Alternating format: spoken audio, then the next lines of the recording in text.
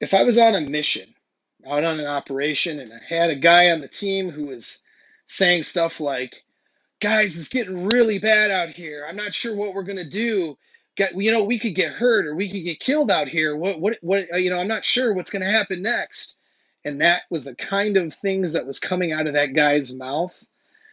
When we got back, he would have his stuff neatly packed up for him and put outside the team room to go back to headquarters because he would not be going out on a mission again with my team if I had a say in it. Okay. However, that response, that way of acting is exactly how some of you are responding to a current crisis that we're in today.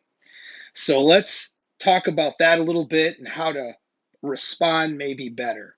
Okay. So your family and friends don't put your gear outside your team room. Anyway, this is Paul, Apex Mindset. So I had an interesting question come in my inbox is how does an alpha male handle a crisis like this? Well, it's an interesting question, and I think you men need to pay attention, and women, you need to pay attention too, because unfortunately, there's a lack of strong men out there now. That's just a fact. Okay, so a lot of you women are having to pick the slack up because you don't have men in your lives, not even friends or family members that act with the level of strength that they should be acting.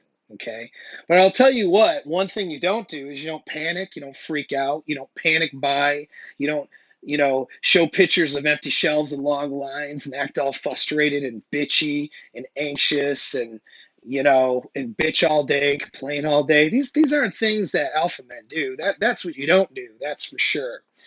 So like if I was on a team, okay, and somebody was giving constant negative output like as I described in the beginning of the video, they would be kicked off the team or they would be unselected from any selection process for any elite unit in the military, okay, or they would be peered out. These are things that would happen in those, environments. Then why wouldn't I apply that to information in my own life? Right? Well, let's apply that whole scenario to information in your own life because the reason why we don't want somebody like that is that that person's a cancer. Okay, at least that's what they're choosing to be like. Because all one thing that is for sure is that a focus on negative, thinking and focus on negative stuff is going to give you negative results. All right, to put it simply, focus on negative things, you're going to get negative results. And so if you don't want negative results, that needs to not be your focus. And if people are around you and information you're getting is all focused on the negative results, what do you think that outcome is going to be like? No wonder why you're anxious. No wonder why you're behaving like a bitch. All right. To have you think more like an alpha male is actually a really hard thing to do. To have you think more positive, that's tough. That is beyond a 5-minute video. That is probably a coaching session. That's why I do things like hypnotherapy or guided meditation, or if you got trauma that is stopping you up, do EMDR to kind of like release some of that stuff so you can think more productively. Okay. That stuff takes work. All right. But one thing you can do immediately right now is reduce that is get that negative input out of your life. And so the media and everybody thrives on negative input.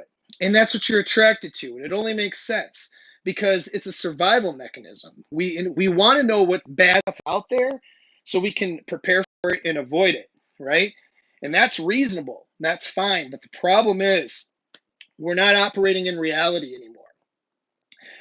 The media and everyone's commentary on social media, 90% of everybody, is all based on stuff that hasn't happened yet, probably won't happen, and that's fake and bullshit in the news stories. You realize most of the reports you're getting are overblown and bullshit, right?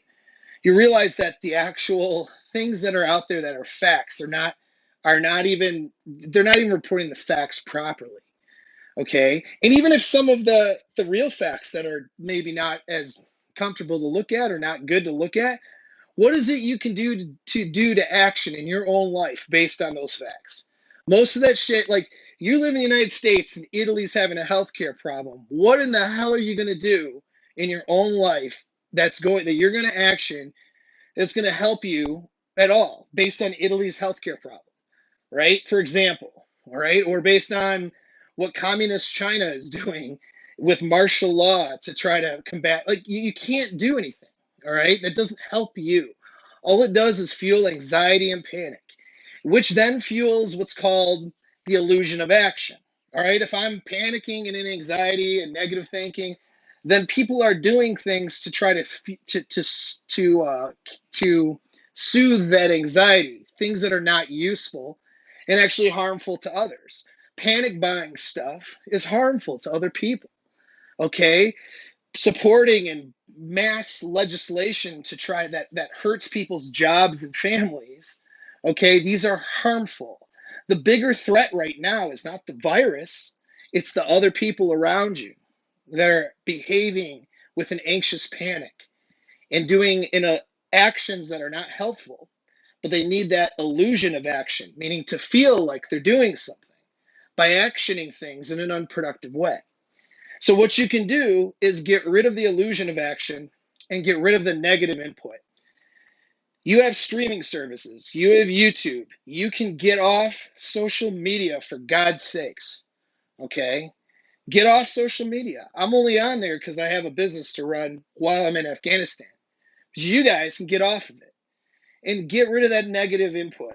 Only go to sources that are going to tell you basically what's going on in the most minimalist way possible so you can action things for your family. You should have already prepared, but you didn't, and that's okay. So you're just going to prepare now, okay? And you're going to be fine. In a week or two, things are going to be okay. All right. But it doesn't seem like that if you jump on the social media or if you jump on the news right now. And that's because they thrive on panic thinking and negative mindsets. But unfortunately, that is destroying you and it's destroying everybody else around us. So, what you can do right now, okay, Mindset Monday, what can I do for my mindset in a crisis? Stop the negative input. Go to my channel. We're not going to talk about negative bullshit. We're going to talk about things that are, things we can action in our lives to help ourselves. Okay, there are content creators putting things out that aren't even going to be related to this crisis. And like watch that stuff when you're at home, staying away from the nonsense, right? You with streaming services and YouTube, you can control your input. So use it to your advantage. Take the input that's useful. Look at what's happening with a neutral mindset and then behave accordingly. But get rid of all the rest. All the rest is just bullshit. And all it's doing is making you into a weak little bitch. So you want to stop being a weak little bitch? Get rid of all this negative input. Do you want to know why it's really hard to imagine the World War II generation freaking out in a crisis like this and panic buying toilet paper? Want to know why it's hard to imagine? Because they weren't weak back then. You know why? Because they limited their negative input. They didn't have social media. They didn't have news at their fingertips and a phone that would just give them constant negative input all day long, that would make them act in anxious, weak, and panicky ways. So if you want to stop being an anxious, weak, panicky little bitch, get rid of the negative input. Thanks for tuning in. Slide your finger over, subscribe. Need some help, some coaching, hit me up privately. I'd love to hear your comments, so throw something in there. Talk to you later.